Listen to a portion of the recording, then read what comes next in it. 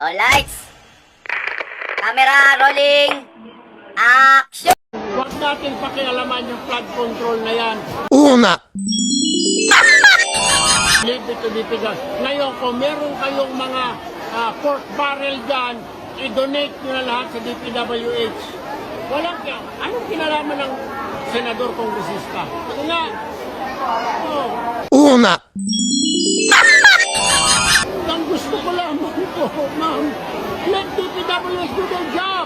Give the money to DPWH para wala sisihan, di ba? una,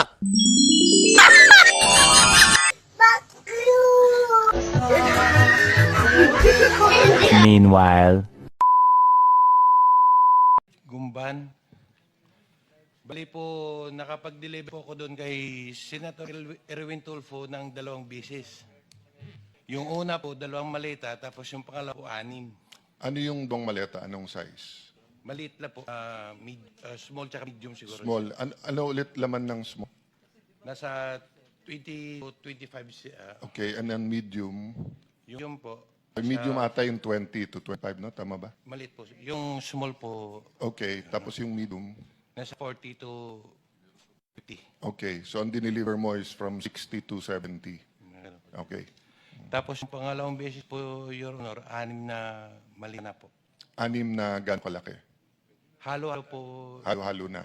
Opo, Your So, Honor. even assuming small lahat, kung 6 sa 25, at least 150. No, at least. Oo. Saan ng first at saan yung second delivery? Dito sa may bahay niya po, Your Honor, dito sa Green Hills. Green Hills. Paano nyo alam na bahay?